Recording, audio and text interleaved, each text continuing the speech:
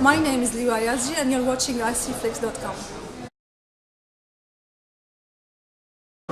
It's about the relation of Syrians now in this context of war and problems in Syria. It's about their relation to their home, to their stuff and things at home. You know, the idea of home in the situation of war. How people are reacting to the question of do we leave or do we stay?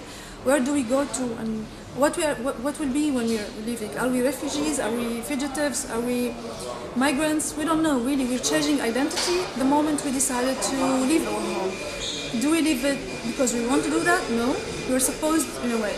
So there's a huge umbrella of people answering to this question, from those who decided to stay at home no matter what happens, and to those who just found themselves in the middle of nowhere because the house was bombed and they didn't have even the luxury to ask themselves, do we stay or do we leave?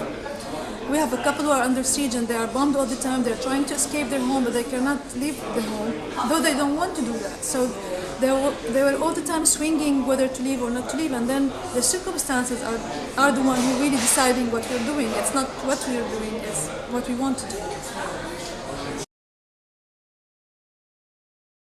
Shooting in Syria is almost very, I think it's near to impossible in this situation, especially when you're shooting in the regime's area, because that means you don't have a real crew, you don't have the equipment that you need, you're moving with less equipment and less equipment and less equipment each time you go there, till sometimes you reach to shoot once in your mobile phone, because you cannot really, because of the checkpoints and all the, the problems and the risks.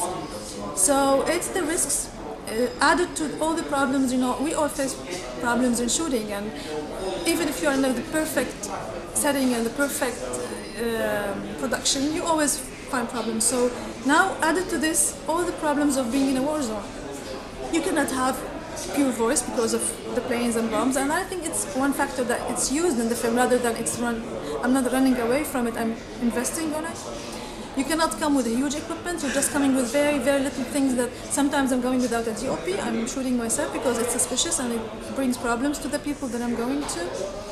And yeah, I'm having all these problems, but when you go to the post-production, you have really to answer these problems. You cannot just leave the audience, okay, like I had a problem in shooting, but I'm not willing to do it in the post-production. No, you answer all the problems and you try to find solutions for all the problems that you faced in the production, during the shooting, and how to find the artistic answer in the post-production. So you invest more in the post-production when you pass this period of, of imperfect shooting. I think there was no other way.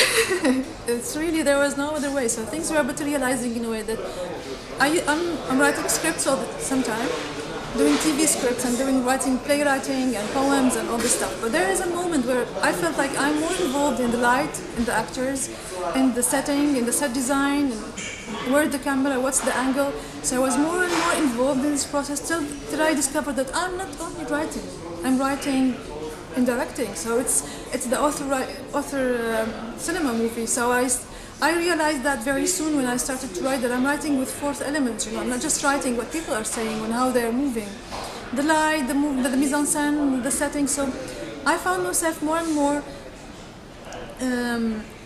It was not enough for me to write the script, so I felt more involved, and I knew that I'm going there. So it's a matter of time where to find the funds and how to find the project that I can really start and put on the table to say this is the project that I will start with. Shoot.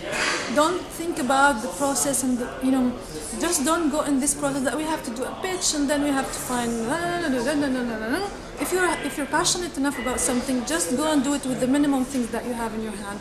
Just have the passion and really go deep in it. Whenever you reach to a question that you think you answered, destroy it and go back, go forward.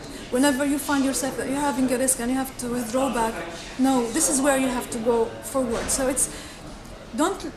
be patient and go deep in the questions, and really to be passionate about it, that means that you're willing to risk to do it maybe sometimes with what is available at that moment. Just don't withdraw because you don't have the best camera and you don't have the best mic.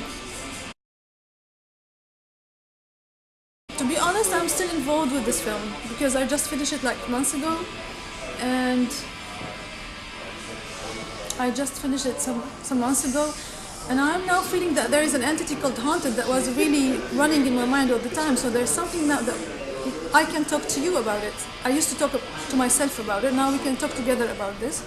So I'm now really very honest with my relation that I'm now an outsider to the film, still involved in talking about the film and seeing, did I really succeed in showing what I was thinking? So it's now the process of living a little bit with the life of the film to move to the next. Like each 3 hours, each 5 hours, I'm coming with an idea. That's quite a different thing, you know, you're always coming with ideas. But I'm still with this film, I think, till a couple of months still to come, and then I will materialize, I will just filter the ideas to go to a different project.